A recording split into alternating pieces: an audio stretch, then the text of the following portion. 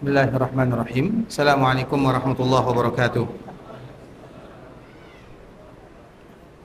Innal hamdalillah nahmaduhu wa nasta'inuhu wa nastaghfiruh wa na'udzu billahi min shururi anfusina wa min sayyiati a'malina. May yahdihillahu fala mudilla lahu wa may yudlil fala hadiya lahu. Asyhadu an la ilaha illallah wahdahu la syarika lah wa asyhadu anna Muhammadan 'abduhu wa rasuluhu la nabiyya ba'da amma ba'd. Ya ayyuhalladzina amanu taqullaha haqqa tuqatih wa la tamutunna illa wa antum muslimun. Ya ayyuhan nasu taqu rabbakum alladzi khalaqakum min nafsin wahidah wa khalaqa minha zawjaha wa batha minhuma rijalan katsiran wa nisaa'a wattaqullaha alladzi tasaaluna bihi wal arham innallaha kana 'alaykum raqiba. Ya ayyuhalladzina amanu taqullaha wa qulu qawlan sadida yuslih lakum a'malakum wa yaghfir lakum dhunubakum ومن يطع الله ورسوله فقد فاز فوزا عظيما أما بعد فإن أصدق الحديث كتاب الله وخير الهدي هدي محمد صلى الله عليه وسلم وشر الأمور محدثاتها فإن كل محدثة بدعة وكل بدعة ضلالة. إخوة الإسلام saudara kaum muslimin kaum muslimat ikhwani akhawati rahimani wa rahimakumullah.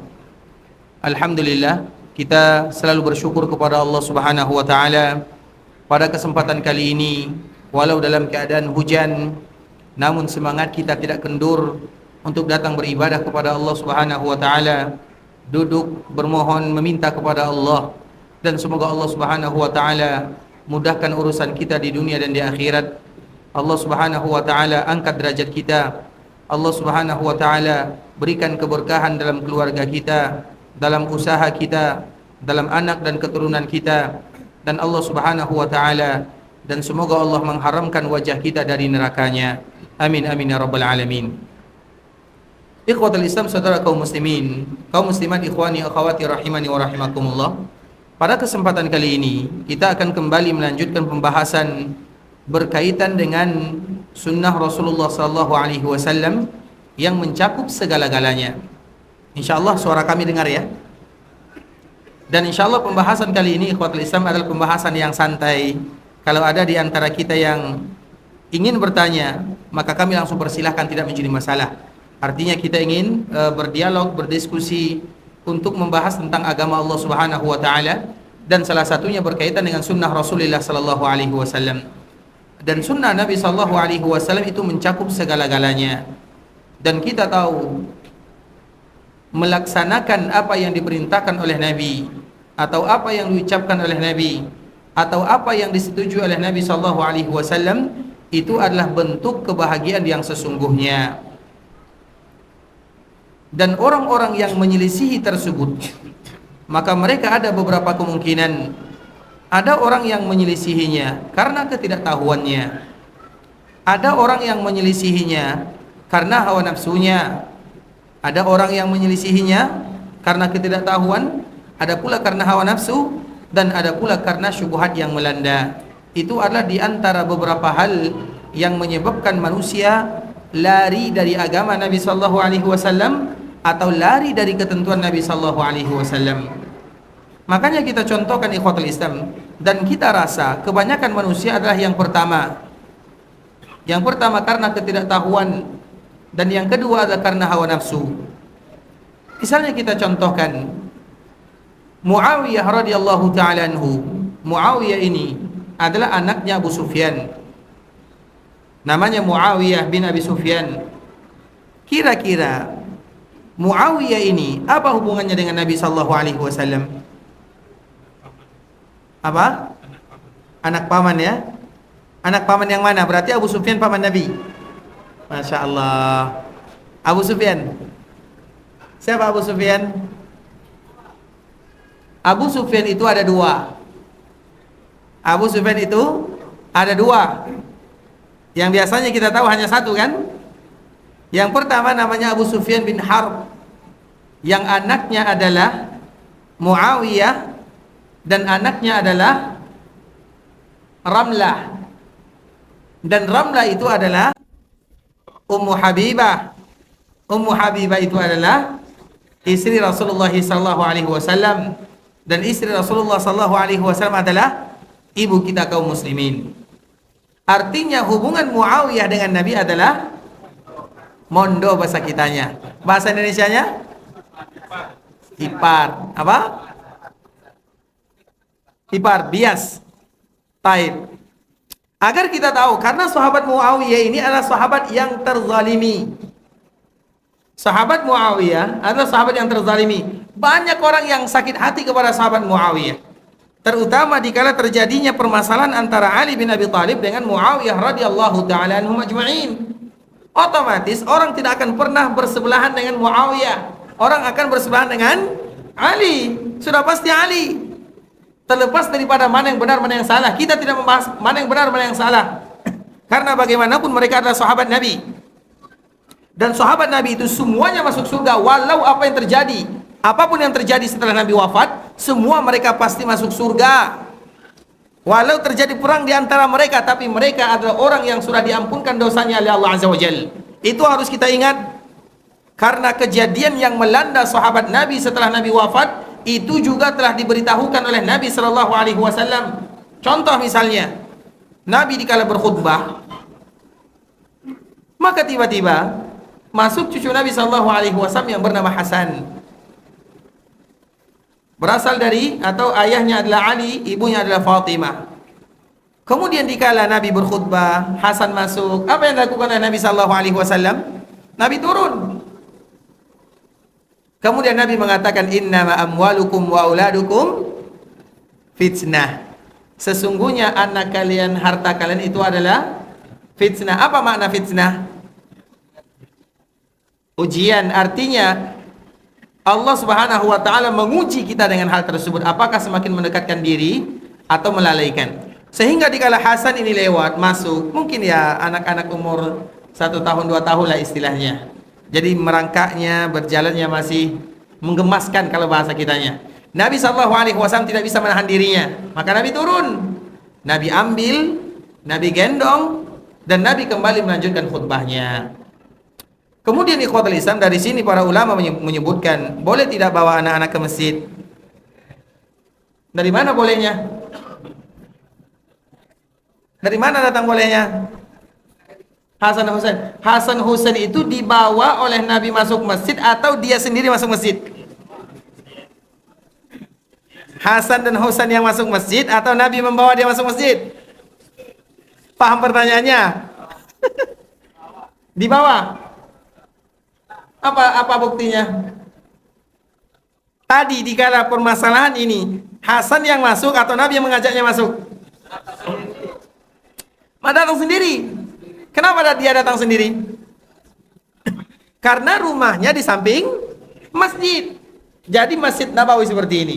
Di sini rumah Aisyah, tidak jauh dari sini rumah Fatimah radhiyallahu taala anha. Fatimah ada di dalamnya Hasan dan Husain. Artinya Nabi mengajak dia masuk atau dia masuk sendiri? Rata-rata Nabi salat misalnya dikala Umamah, ada namanya Umamah cucu Nabi yang lain. Dari Zainab. Zainab adalah anak Nabi yang pertama, putri Nabi yang pertama. Kemudian suaminya adalah Abul As. Anaknya ada 2. Yang pertama anaknya namanya Umamah, yang kedua anaknya namanya Ali. Berarti Ali, Umamah juga termasuk cucu Nabi sallallahu alaihi wasallam. Berarti berapa orang cucu Nabi? Berapa orang cucu Nabi? 8 atau 9? Dari Zainab ada 2. Yang pertama Umamah, yang kedua ada Ali. Ali bin Abil As, putrinya atau putranya Zainab. Kemudian Umamah ini dikala Nabi sujud, atau sahabat atau putri Nabi yang lainnya atau cucu Nabi yang lainnya, Nabi SAW sujud dalam keadaan yang sangat lama. Para sahabat heran, kenapa Nabi lama sujudnya? Kalau 10 menit termasuk lama atau tidak? Belum. 10 menit. Hah? Lama bagi yang tidak terbiasa. Tidak lama bagi yang biasa. Bisa dipahami? Alternatif lah kalau bahasa kitanya. Pagi, siapa di antara kita yang pernah sujud 20 menit, 25 menit? Latihan. Insya Allah kita akan merasa tidak akan lama. Artinya Nabi sujud lama. Kalau 10 menit belum lama. Tapi kalau sudah 15 menit ke atas, termasuklah lama-lama lah sedikit. Bisa dikatakan lama. Nah, Nabi SAW lama sujud. Ketika Nabi lama sujud, para sahabat ini heran, apa yang menyebabkan Nabi sujud lama? ternyata ada cucu Nabi sedang bermain di atas punggung Nabi sallallahu alaihi wasallam, dan Nabi tidak mau mengangkat kepalanya dari sujud sampai anak-anak ini puas memanjat punggungnya Rasulullah sallallahu alaihi wasallam. Biasanya anak-anak puas main umur itu berapa menit? Seperti selama itulah Nabi sujud. Bisa dipahami? Selama itulah Nabi sujud. Artinya Nabi bawa atau dia datang sendiri? Itu perbedaannya. Makanya kalau anak kecil yang di bawah mumayyiz, dianjurkan bagi kita tidak membawanya kecuali kalau kita bisa menjamin dirinya tidak mengganggu yang lain. Misalnya kita punya anak umur 3 tahun, boleh dibawa atau tidak? Boleh atau tidak? Boleh, tapi dengan syarat jangan dibawa kemudian dia terbang kiri kanan, akan mengganggu semuanya. Kalau di bawah mumayyiz itu kurang lebih umurnya, kalau dia dilarang dia terlarang, maka itu disebut dengan mumayyiz. Tapi kalau dilarang dia semakin lari, itu belum mumayyiz namanya. Mumayyiz itu sudah bisa membedakan. Bisa dipahami ya? Baik. Sebagaimana disebutkan oleh Imam Malik dan juga oleh para ulama yang lainnya. Terlepas daripada itu semua, kita kembalikan kepada Hasan. Hasan ini ikhwatul Islam, dikala dia lewat dan Nabi sedang berceramah berkhutbah, maka Nabi turun dan menggendongnya.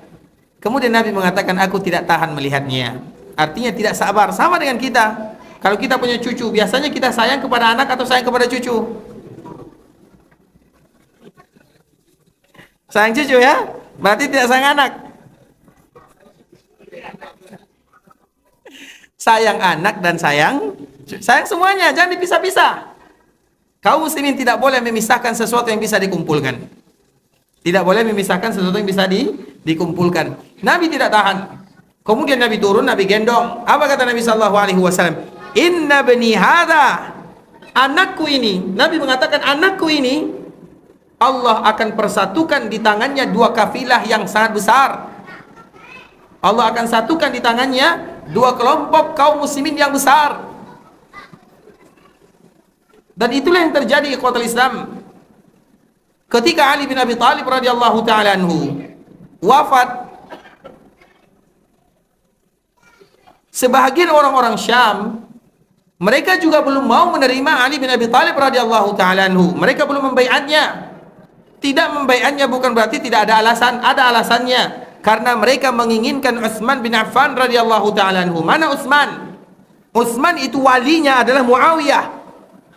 Walinya adalah Muawiyah dan dia berhak di sana. Dan itu adalah berlandaskan ijtihadnya. Bukan dia seorang, tapi banyak yang lain. Bahkan Ammar bin Yasir. Ammar bin Yasir juga berada di bagian orang-orang Syam. Kemudian ketika Ali meninggal, maka digantikan oleh Hasan. Hasan itu termasuk Khulafaur Rasyidun. Jadi Khulafaur Rasyidun itu berapa jumlahnya? 5. Abu Bakar As-Siddiq, Umar, Utsman, Ali, Hasan. Itu adalah Khulafaur Rasyidun, 5 orang. Karena mereka berada di zaman-zaman yang telah disebutkan oleh Nabi SAW 30 tahun lamanya. Nah, lengkaplah 30 tahun itu ketika Hasan yang menjadi pemimpin terakhir. Walaupun kepemimpinannya kurang lebih 6 bulan sahaja. Artinya Hasan termasuk bagian daripada Khulafaur Rasyidun. Kemudian ikhwatul Islam, ketika dia yang memimpin, dia adalah cucu Nabi SAW yang paling mirip dengan Nabi. Hasan dan Husain mirip dengan Nabi. Kedua-duanya mirip dengan Nabi. Tapi mana di antara mereka yang paling mirip dengan Nabi? Hasan atau Husain? Hasan atau Husain? Dua-duanya. Bukankah tadi kita menyebutkan dua-duanya mirip dengan? Kalau bisa dikumpulkan jangan bisa dipahami. Kalau bisa digabungkan jangan dipisahkan. Kenapa kita harus berpisah kalau kita masih bisa bersama? Itulah bahasanya. Kenapa berpisah kalau bisa bersama? Itu kaidah. Al-jam'u aula. Itu bukan dalam masalah-masalah rumah tangga, enggak, tapi itu dalam masalah agama. Al-jam'u aula. Apa bahasanya? Selagi bisa bersama, kenapa harus berpisah? Terutama dalam mengumpulkan riwayat-riwayat, dalam mengumpulkan Al-Quran, dalam mengumpulkan hadis Nabi. Contoh misalnya, Allah Subhanahu wa taala mengatakan Ar-Rahmanu 'alal arsy istawa. Allah bersemayam di atas arsy. Kemudian Allah juga mengatakan wa huwa ma'akum aina ma kuntum. Allah bersama kalian dimanapun kalian berada. Apa yang harus kita lakukan? Dikumpulkan dua dalil ini. Al-jam'u aula. Ketika kita masih bisa bersama, kenapa harus berpisah? Kita tidak boleh membentrokkan antara satu dalil dengan dalil yang lainnya. Dalil ini tidak ada bentroknya. Yang mengatakan dalil ini bertentangan, bukan dalilnya yang bertentangan, tapi dia yang tidak bisa memahami sehingga dia mempertentangkan antara dua dalil. Contoh misalnya, Bapak Bupati atau Bapak Gubernur atau Bapak Presiden mengatakan, wahai rakyatku, aku akan selalu bersama kalian. Padahal dia di sana, dia mengatakan aku bersama kalian. Paham? Aku bersama kalian apa maknanya? Aku akan senantiasa memantau kalian, aku senantiasa melindungi kalian, aku akan senantiasa memberikan hak-hak kalian. Itu kalimat yang disebutkan oleh manusia. Bagaimana dengan kalimat yang ada di dalam ayat-ayat Allah Subhanahu wa taala? Wa huwa ma'akum aina ma kuntum. Dan Allah bersama kalian dimanapun kalian berada. Betul atau salah? Betul. Kita senantiasa dalam pandangan Allah, dalam pantauan Allah, dalam penglihatan Allah, dalam penjagaan Allah Subhanahu wa taala. Bukankah itu dinamakan bahwa kita bersama Allah Subhanahu wa taala?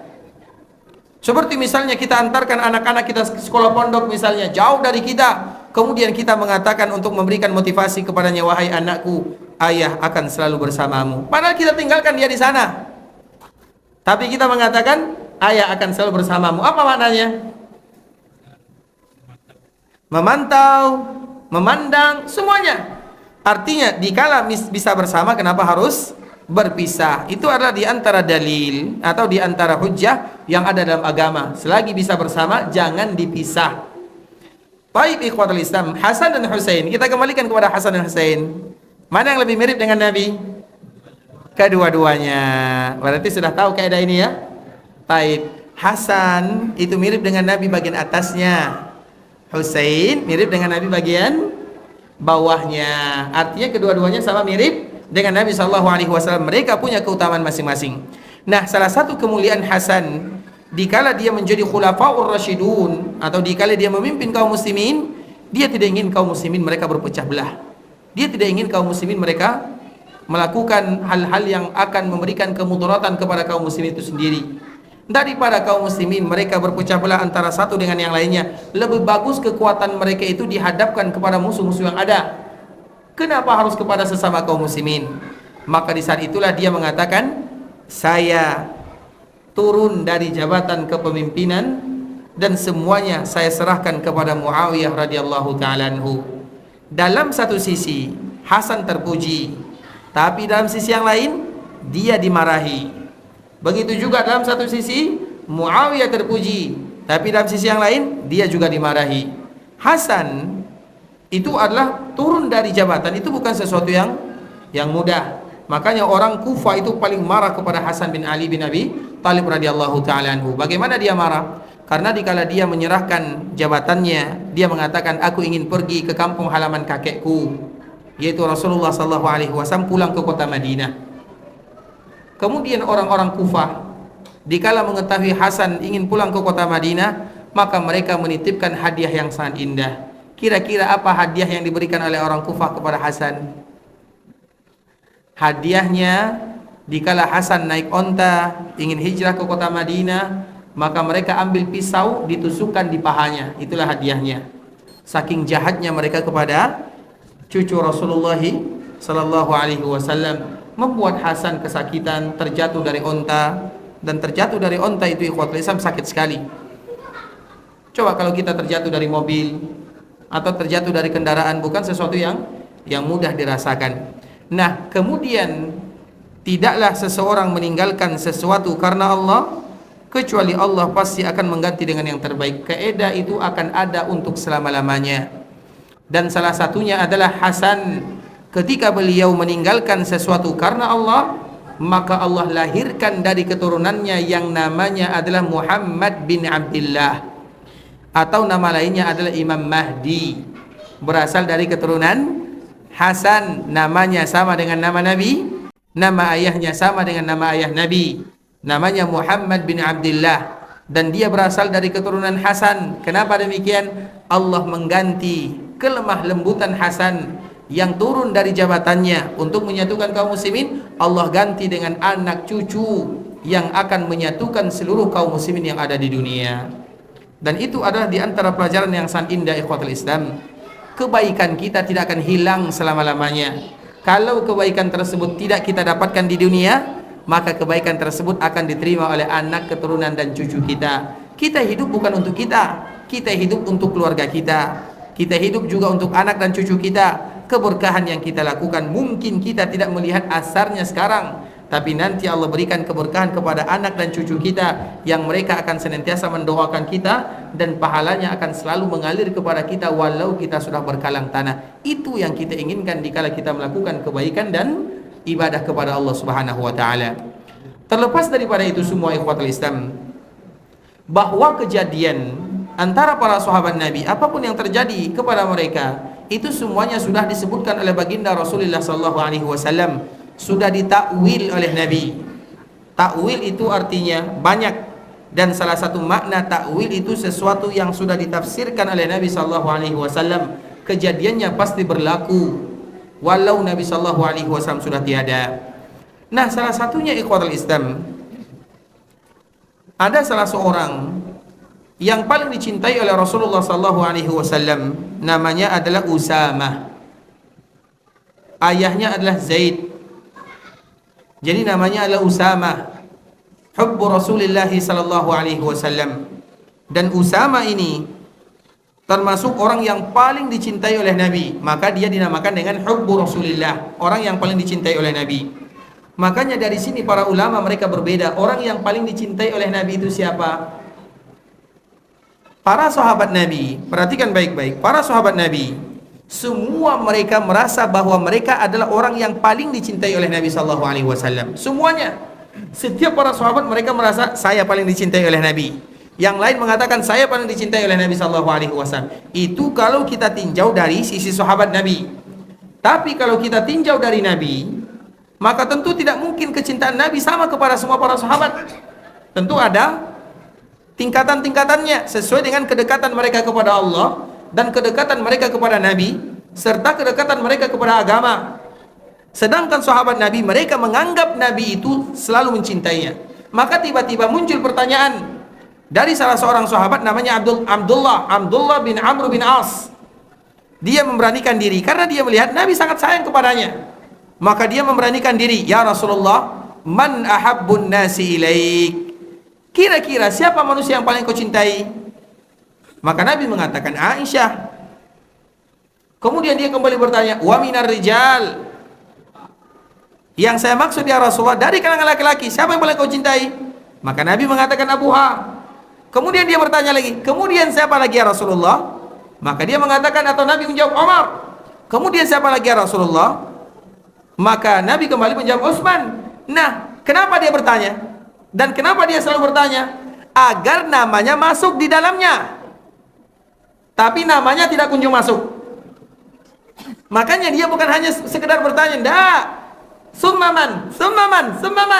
Bukan dia ingin mengetahui siapa yang paling dicintai oleh Nabi, ndak, tapi dia ingin mengetahui berapa kecintaan Nabi kepada dirinya. Maka dikala dijawab Abu Bakar, dia akan bertanya, siapa lagi ya Rasulullah? Nabi, atau dia ingin Nabi mengatakan engkau. Makanya dia bertanya, siapa lagi ya Rasul? Nabi menjawab Umar. Kemudian siapa lagi? Utsman. Siapa lagi? Ali. Bertanya sampai 21 kali dia bertanya. Namanya juga belum kunjung muncul. Maka pada saat itulah dia tidak lagi bertanya, takut nanti nomor 100. Jadi pertanyaan ini muncul karena dia ingin tahu bagaimana kecintaan Nabi kepada dirinya. Ternyata dirinya, walau dia merasa paling dicintai oleh Nabi, namun masih banyak orang yang paling dicintai oleh Nabi sebelumnya. Itulah tujuan dia bertanya, bukan sekedar bertanya karena dia ingin melihat bagaimana cinta Nabi kepada dirinya, nomor berapa kira-kira. Ternyata sampai nomor 21 namanya belum, maka dia tidak lagi bertanya. Itulah istilahnya. Taib ikhwatul Islam. Nah, Abu Bakar As-Siddiq radhiyallahu taala anhu adalah orang yang paling dicintai oleh Nabi. Usama juga dicintai oleh Nabi sallallahu alaihi wasallam. Sehingga para ulama di sana mereka berbeda. Kira-kira yang paling dicintai oleh Nabi itu siapa? Dan ini dilihat dari jalur bagaimana para ulama mereka membahasnya dari sisi hadis-hadis yang ada. Nah, salah satunya adalah Imam At-Tahawi. Imam At-Tahawi ini memberikan susunan. Kalau dari kalangan laki-laki, yang pertama itu adalah Abu Bakar As-Siddiq. Yang kedua adalah yang paling dicintai oleh Nabi SAW, Umar. Kemudian yang ketiga Utsman, kemudian Ali, kemudian Usamah. Maka Usamah itu termasuk di antara orang yang paling dicintai oleh Nabi. Maka dia dinamakan dengan hubbu Rasulillah sallallahu alaihi wasallam, orang yang paling dicintai oleh Nabi. Nah, Usamah ini dia lain dari yang lain. Dia adalah di antara salah satu orang yang paling dicintai oleh Nabi. Namun kulitnya lain. Kulitnya agak sedikit gelap. Ayahnya siapa? Siapa ayah Usamah? Zaid. Zaid itu siapa ayahnya? Zaid bin Harisah. Maka dipanggil dengan Zaid bin Harisah. Taib. Zaid itu berkulit putih atau berkulit hitam atau sawo matang? Dari mana tahu? Zaid itu ikhwatul Islam, dia bukan orang yang berkulit hitam. Sama dengan orang Arab yang lainnya. Karena dia bukan seorang budak, tapi dia ditangkap dan dijadikan seorang budak. Kemudian tiba-tiba dikala Zaid ini menikah juga dengan wanita yang tidak hitam kulitnya, itulah istilahnya. Kemudian lahir Usamah. Usamah ini tiba-tiba kulitnya hitam. Maka dia bertanya kepada Nabi SAW, kenapa lain? Lain, saya tidak hitam, ibunya juga tidak hitam, tiba-tiba anaknya hitam. Kalau kita apa yang kita lakukan? Tes DNA ya. Coba lihat bagaimana jawaban Nabi SAW dan bagaimana mudahnya para sahabat menerimanya. Kemungkinan datuknya, kakeknya ada yang berkulit. Selesai jawaban Nabi SAW. Kalau kita tes DNA dulu, ini dulu, karena zaman mereka adalah zaman yang bersih. Makanya dia bertanya, kenapa bisa hitam? Dia tidak pernah menuduh keluarganya. Tapi Nabi memberikan jawaban, bisa jadi ada nenek moyangnya atau keluarganya yang dulu yang juga pernah berkulit hitam. Walau demikian ikhwatul Islam, dia adalah orang yang paling dicintai oleh Nabi. Apa buktinya? Salah satu buktinya, ketika Nabi ingin masuk ke dalam Ka'bah Al-Musyarrafah, dikala tidak boleh ada yang masuk kecuali orang yang diinginkan oleh Allah dan orang yang diinginkan oleh Rasulnya. Coba lihat bahasanya. Ketika terjadi Fathu Mekkah, Fathu Mekkah itu disebut dengan Ghazwatu Mekkah, atau bahasa lainnya pembebasan kota Mekkah dari kekufuran, kesyirikan dan berhala. Kemudian maka di Ka'bah itu dikeluarkan semua berhala, dan di dalamnya ada berhala Ibrahim, ada berhala Ismail, ada patungnya, ada gambarnya. Sama dengan zaman kita ini ikhwatul Islam, banyak di antara yang kita lihat ada gambarnya Abu Bakar Siddiq, ada gambarnya Umar, ada gambarnya Utsman, ada gambarnya Ali, bahkan ada gambar sahabat, ada gambar orang-orang terdahulu. Pertanyaannya, yang menggambar ini siapa? Kemudian kenapa gambarnya seperti itu? Apakah pernah mereka melihat orang-orang seperti ini? Sama dengan Ibrahim dikala digambar. Pernah tidak orang-orang Mekah mereka mengetahui melihat Nabi Ibrahim? Tidak pernah. Begitu juga gambar, misalnya gambar fulan, ini ada Syekh fulan. Kemudian digambar, dilukis. Pertanyaannya, siapa yang melukisnya? Kemudian kenapa dia tahu wajahnya seperti ini? Makanya banyak orang-orang terdahulu, apalagi sahabat Nabi, Abu Bakar ada gambarnya atau tidak? Pernah tidak kita melihat gambar Abu Bakar Siddiq? Tidak pernah. Berarti kita kurang keliling nih. Kalau saya sering di masjid-masjid, di musola-musola itu ada gambar Abu Bakar, Umar, Utsman, Ali. Tidak pernah kita lihat. Berarti kita kurang keliling ya. Makanya sesekali keliling. Artinya banyak masjid-masjid yang seperti itu. Ada sebagian daerah di daerah kami tidak jauh itu ada ikhwatul Islam. Kami pun bertanya, ini gambar Utsman, gambar Ali, kira-kira dari mana datangnya? Dan kenapa gambarnya seperti itu? Dan apakah mereka pernah melihatnya? Makanya di dalam agama Islam, gambar itu dianjurkan bagi kita untuk tidak meletakkannya atau menggantungkannya. Kalau ada di antara kita punya gambar, simpan saja. Bukan untuk dipampangkan. Kenapa demikian? Karena gambar bahasa Arabnya adalah surah. Tidak ada lagi lain bahasa Arab lain. Bahasa Arab gambar itu adalah surah.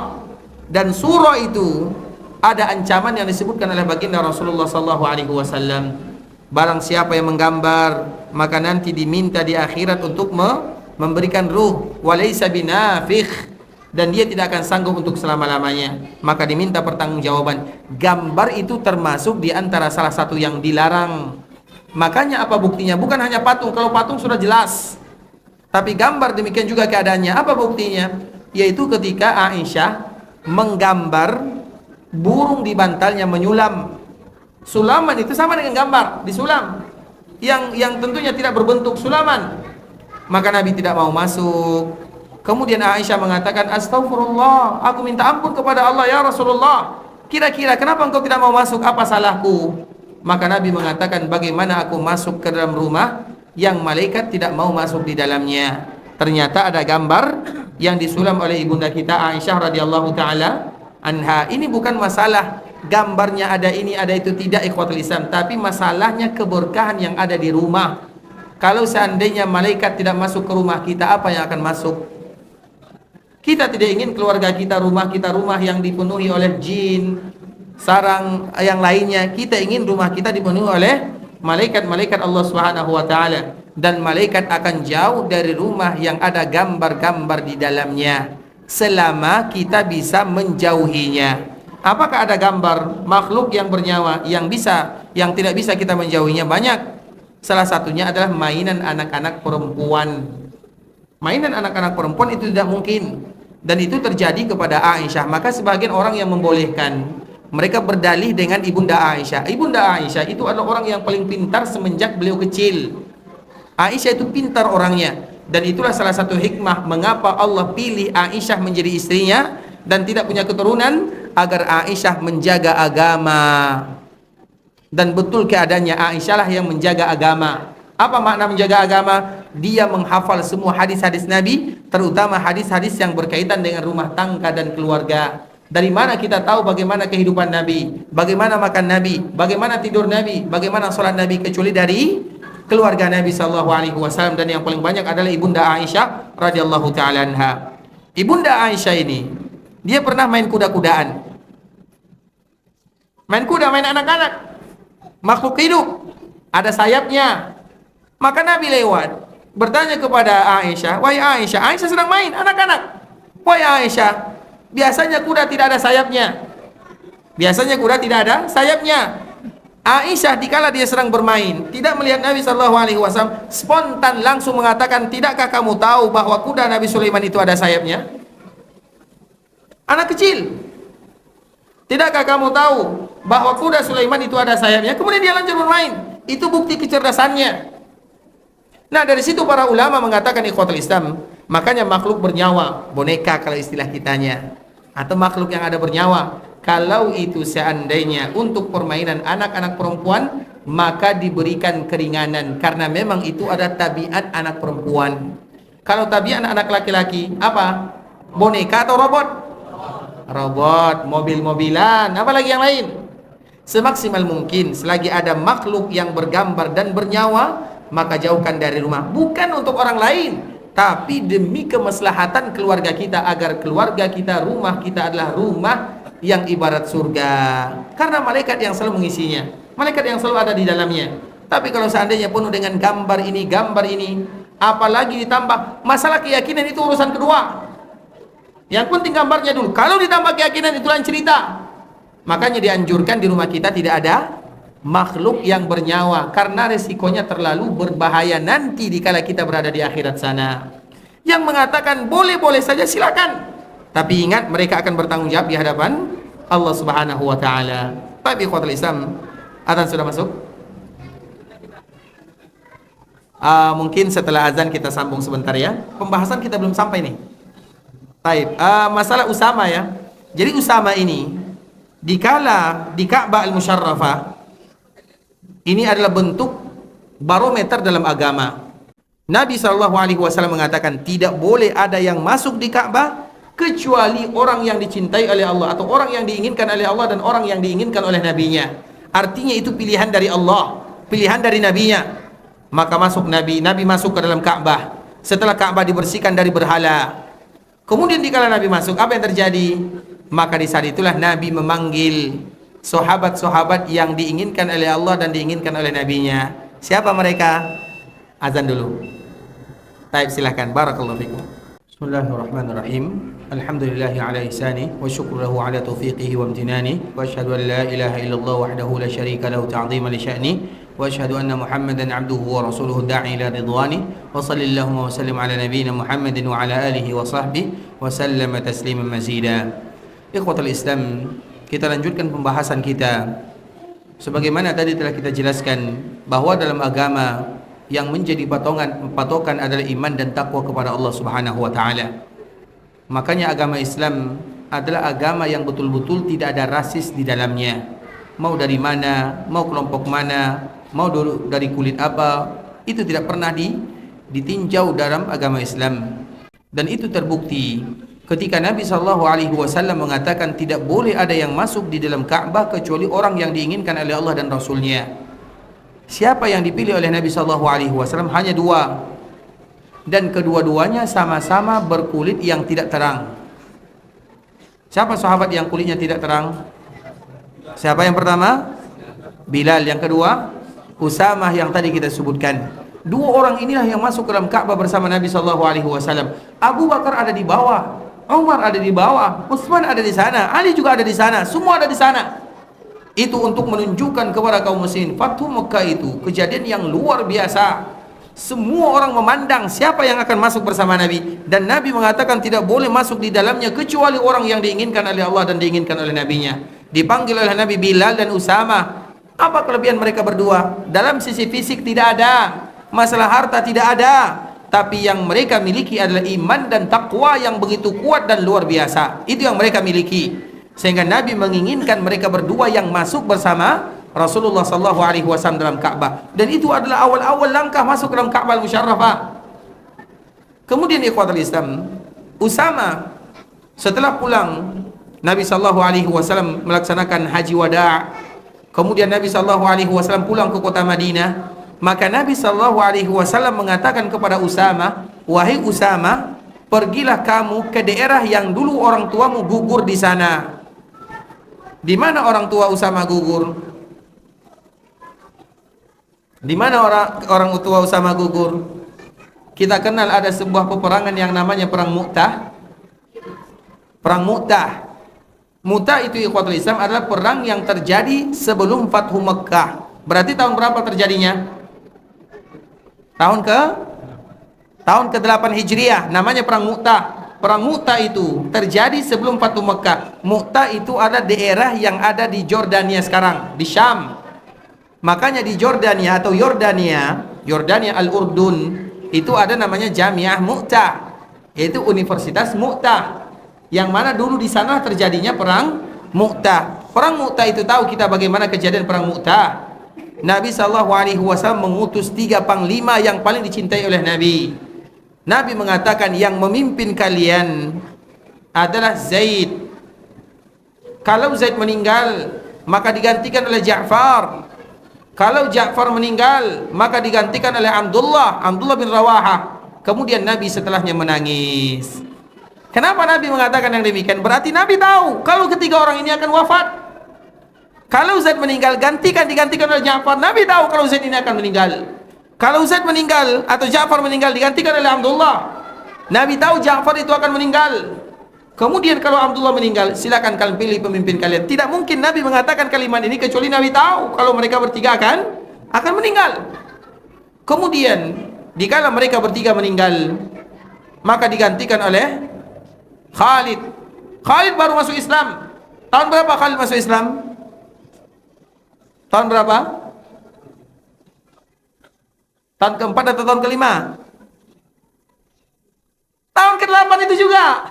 Kan baru kita katakan baru masuk Islam. Berarti tahun ke-8, baru tahun ke-8 masuk Islam. Jadi kaum muslimin belum tahu bagaimana keahliannya. Walau kaum muslimin tahu Khalid, tapi dia baru masuk Islam. Maka para kaum muslimin melihat siapa kira-kira pemimpin kaum muslimin. Nabi tidak menunjuk Khalid karena Khalid baru masuk Islam bersama Amr bin As. Kemudian ikhwatul Islam, pada akhirnya ditunjuklah Khalid bin Walid. Kemudian pada saat itulah, karena peperangan Mu'tah sampai sekarang orang-orang barat itu mereka pusing memikirkannya. Kenapa pusing? Tidak sebanding. Kaum muslimin jumlahnya 3.000, sedangkan orang-orang musyrikun berapa jumlahnya? 100.000 dari Romawi, dari Nasara Romawi, 100.000 dari Nasara Arab. Berarti berapa jumlahnya? 200.000. 100.000 dari Nasara Romawi, 100.000 dari Nasara Syam. Artinya orang Arab itu juga ada Nasaranya. Berkumpullah mereka berdua ini lawan 300.000. Kira-kira berapa kaum muslimin yang meninggal? 12. Berapa di antara mereka meninggal? Lebih daripada 50.000. 12 dibandingkan dengan 50.000. Kenapa bisa? Itu yang mereka tidak habis pikir. Makanya peperangan ini ikhwatul Islam, peperangan yang mengukir sejarah yang paling indah dalam tubuh kaum muslimin. Bahwa kemenangan itu bukan karena jumlah, tapi kemenangan itu karena iman dan takwa. Jangan pernah mengatakan kita tidak akan pernah kalah, kita banyak jumlahnya. Kalimat ini kalimat yang menyebabkan kekalahan kepada kaum muslimin. Jumlah kita banyak, tidak mungkin. Tidak. Jadi bukan masalah jumlah, tapi masalah keimanan dan takwa. Tapi ikhwatul Islam, maka Nabi SAW berpesan kepada Usama, wahai Usama, pergi kamu ke daerah yang dulu ayahmu gugur di sana. Berarti kemana? Ke Mu'tah.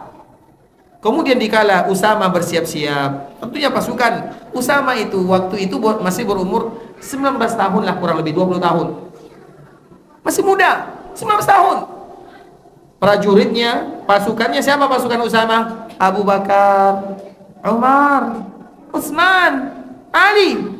Semua sahabat itu ada pasukan Usama. Usama pemimpinnya, mereka pasukannya. Kemudian ikhwatul Islam, Usama bersiap-siap mempersiapkan pasukan yang sudah ditunjuk oleh Nabi.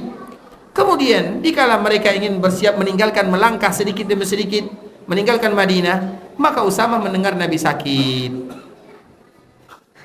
Karena itulah Usama mengatakan kepada pasukannya, kita tunggu dulu bagaimana keadaan Nabi. Tidak mungkin kita berangkat dan Nabi tidak jelas keadaannya. Maka di saat itulah mereka menunggu kabar Nabi. Nabi semakin hari semakin berat sakitnya, semakin hari semakin berat penyakit yang dirasakan oleh Nabi, sampai pada akhirnya Nabi SAW dipanggil oleh Allah Subhanahu Wa Taala. Nabi wafat di hari Senin tanggal 12 Rabiul Awal di waktu duha. Itulah hari wafatnya baginda Rasulullah Sallallahu Alaihi Wasallam. Kemudian ketika Nabi wafat di hari Senin di waktu duha, maka para sahabat ada yang percaya, ada yang tidak percaya. Kemudian setelah mereka percaya, maka mereka selalu berbeda pendapat di sana. Nabi ini kita bagaimanakan? Dimandikan atau tidak? Kalau kita mandikan, dibuka pakaiannya atau tidak? Kemudian dikafankan bagaimana? Kemudian disolatkan, apakah Nabi butuh disolatkan atau tidak? Nabi disolatkan atau tidak? Nabi disolatkan atau tidak? Orang yang mati syahid disolatkan atau tidak? Orang yang syahid, orang yang syahid, orang syahid tidak disolatkan, tidak dikafankan. Itu hukum asalnya. Nabi adalah imamnya para syuhada. Disolatkan atau tidak? Kan pertanyaannya ke sana kan? Nabi adalah imamnya para syuhada. Jadi Nabi disolatkan atau tidak? Nanti cari sendiri, baca sendiri. Baik. Jadi para sahabat itu mereka berbeda, disolatkan atau tidak. Kemudian bagaimana? Sampai di mana Nabi dikuburkan? Perbedaan ini ikhwatul Islam yang membuat lamanya Nabi SAW dikuburkan. Nabi wafat di hari Senin, baru dikuburkan di akhir-akhir hari Selasa, atau ada yang menyebutkan pagi Rabu. Artinya butuh waktu. Kenapa butuh waktu? Bukan karena tidak mau menyelenggarakan jenazah Nabi SAW, tidak. Tapi mereka tidak tahu kita apakah Nabi, bagaimana, apakah sama dengan manusia biasa atau bagaimana keadaannya. Itu yang menyebabkan Nabi diakhirkan, diundurkan, bukan karena sengaja diundurkan. Belum lagi memilih pemimpinnya. Terlepas daripada itu semua, nanti bisa kita baca sendiri ya. Atau nanti kita bikin daurah khusus wafatnya Rasulullah SAW dan bagaimana detailnya. Kemudian boleh ya? Kapan? Tahun depan. Taib. Taib. Kemudian ikhwatul Islam, maka dipilih pemimpin yang menjadi pemimpin adalah Abu Bakar As-Siddiq. Nah, ketika Abu Bakar yang menjadi pemimpin, zaman itu adalah zaman yang penuh dengan keterpurukan. Banyak orang yang murtad, banyak orang yang meninggalkan Islam, belum lagi yang tidak bayar zakat, apapun namanya. Sehingga semestinya kaum muslimin mereka membutuhkan kekuatan, karena kabilah-kabilah yang ada di sekeliling Madinah itu semuanya kembali kepada agama lamanya. Dan bukan hanya sekedar kembali kepada agama lamanya, mereka juga ingin menyerang kota Madinah. Sehingga datanglah Umar bin Khattab. Coba lihat, ini baru inti daripada pembahasan yang kita sampaikan. Datang Umar bin Khattab radhiyallahu ta'ala anhu mengatakan kepada Abu Bakar As-Siddiq, wahai Abu Bakar, engkau adalah pemimpin kami.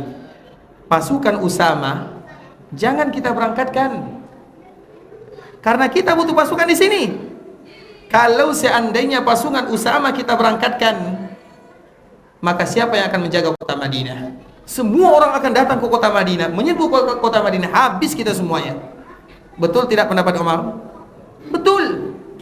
Tapi apa jawaban Abu Bakar Siddiq? Tidak demi Allah. Tidak demi Allah. Kalau seandainya kota Madinah sudah penuh dengan binatang buas. Apa maknanya sudah penuh dengan binatang buas? Kita semuanya mati. Bangkai-bangkai kita dimakan oleh binatang buas. Wajaratil kilab biarjulati ummahatil mu'minin. Dan kalau seandainya anjing-anjing sudah berkeliaran, tidak ada lagi manusia di kota Madinah, aku tidak akan pernah menarik pasukan yang diutus oleh Nabi sallallahu alaihi wasallam. Paham di sini?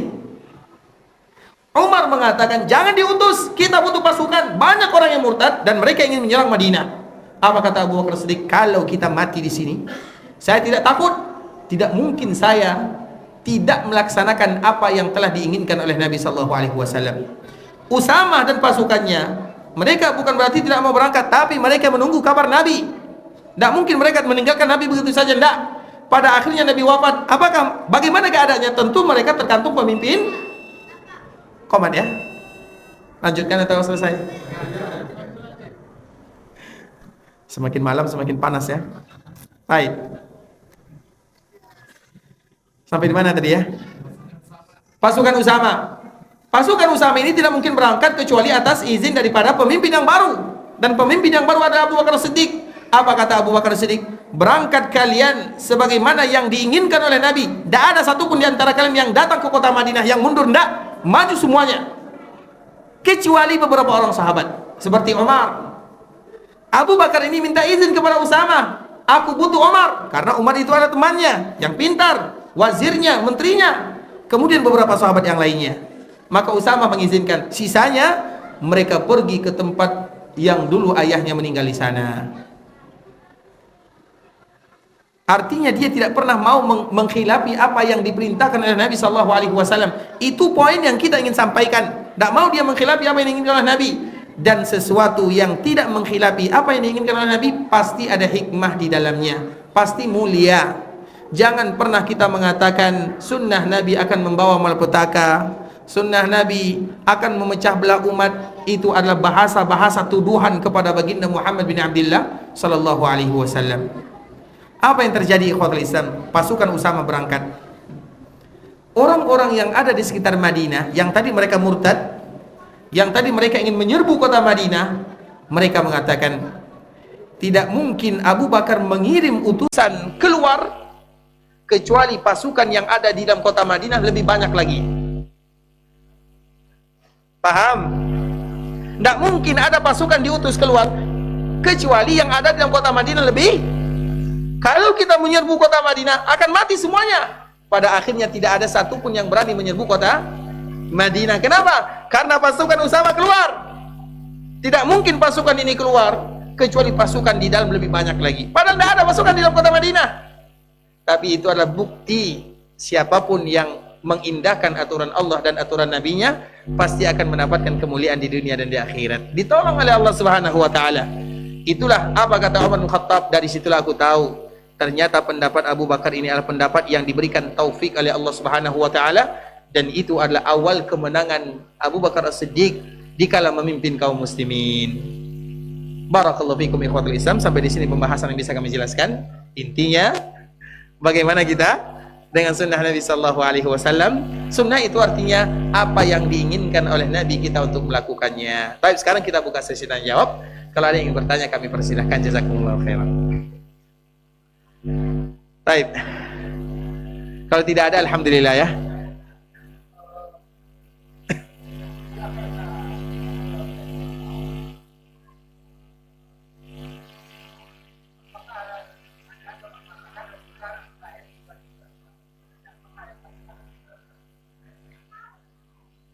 Baik, ada yang mengatakan Rasulullah wafat di bulan atau tanggal 12 Rabiul Awal, dan yang lain mengatakan Rasulullah lahir 12 Rabiul Awal.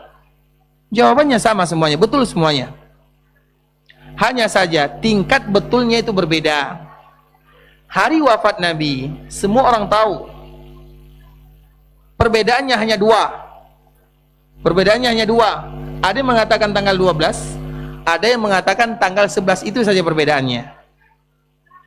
Sedangkan hari kelahiran Nabi perbedaannya 8. Berbeda dalam bulannya, berbeda dalam tanggalnya.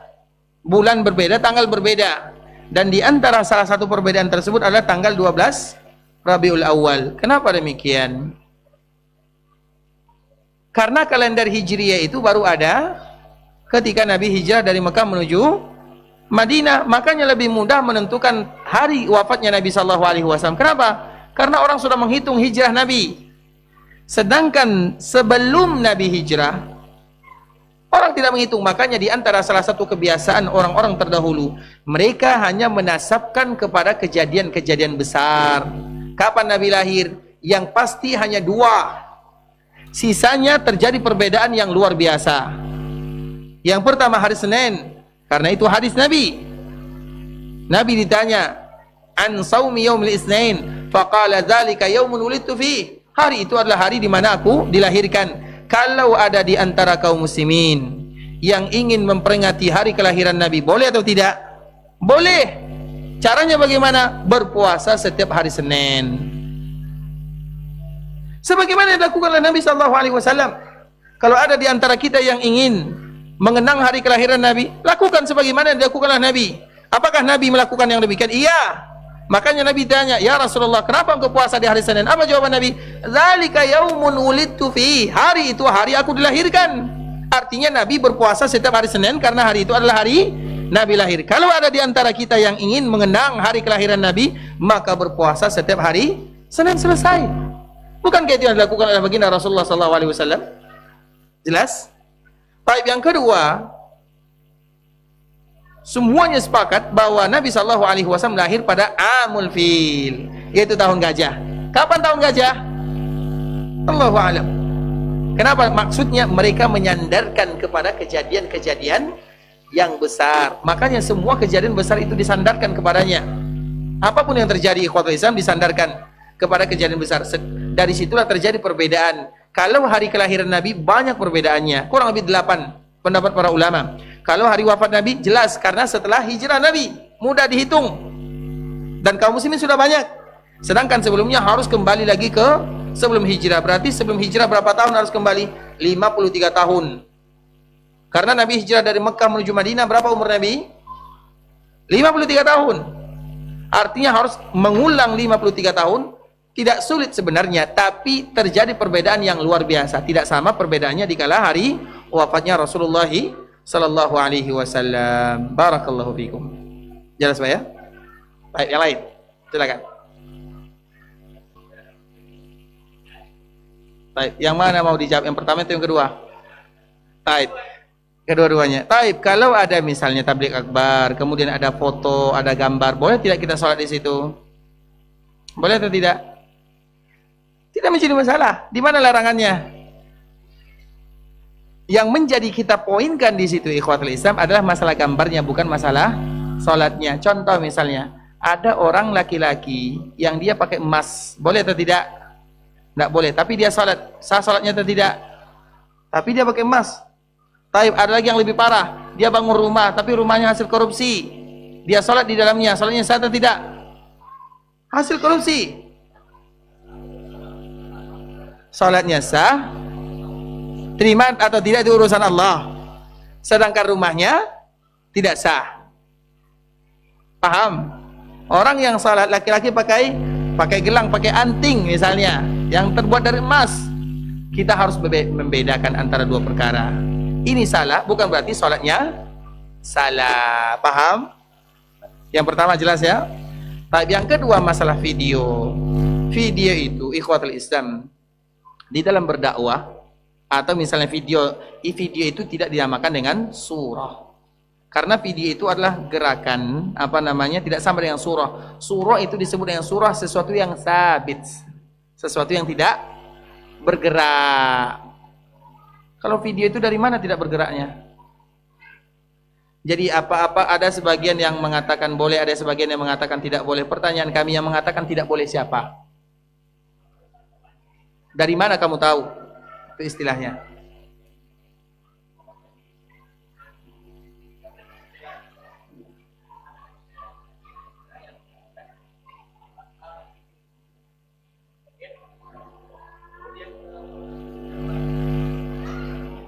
Ini tidak menuduh Bapak TV ya. Baik. Baik.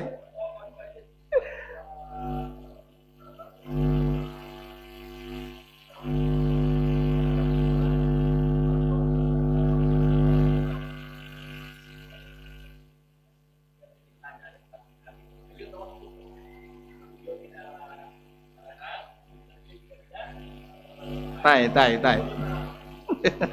Silakan, tidak menjadi masalah. Tapi itu dikembalikan kepada ustadznya masing-masing atau ulama masing-masing. Yang mengatakan boleh bukan karena dia ingin di video, tapi karena ingin menyampaikan dakwah. Yang mengatakan tidak bukan karena dia melarang, tapi karena dia takut riya. Bisa dipahami? Memang ada sebagian pendapat para ulama seperti Utsaimin atau yang lainnya. Tapi bagaimanapun itu tidak menjadi masalah. Barakallahu fikum. Tapi yang lain. Baik. Assalamualaikum warahmatullahi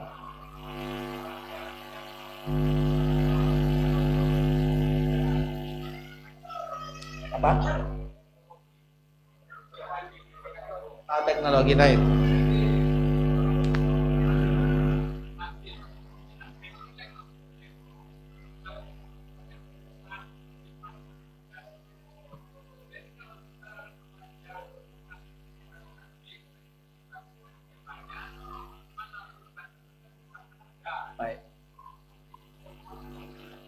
Taib ikhwatul Islam, teknologi wasailut tawasul itu tergantung bagaimana kita memanfaatkannya. Kalau seandainya, alhamdulillah, kalau seandainya kita memanfaatkan untuk kebaikan, maka tidak menjadi masalah. Misalnya baca Quran melewat HP, boleh atau tidak? Tidak menjadi masalah. Tapi walaupun yang terbaik adalah baca Quran lewat mushaf, tapi lewat HP juga tidak menjadi masalah. Artinya itu tergantung bagaimana penggunaannya. Tidak menjadi masalah, tidak ada masalah di sana. Baik. Alhamdulillah ya, mudah ya. Tidak ada yang sulit dalam agama. Tapi yang lain. Selesai? Taib ikhwatul Islam, saudara kaum muslimin, kaum muslimat, ikhwani akhwati rahimani wa rahimakumullah. Sampai di sini pembahasan yang bisa kami jelaskan. Yang benar dari Allah Subhanahu wa taala, yang salah tentunya dari diri kami pribadi karena kurangnya ilmu kami, karena kebodohan, kejahilan, ketidaktahuan kami. Kami mohon dimaafkan kalau ada kata-kata yang salah. Dan kita tutup dengan doa kafaratul majlis. Subhanakallahumma bihamdika asyhadu an la ilaha illa anta astaghfiruka wa atubu ilaik. Assalamualaikum warahmatullahi wabarakatuh.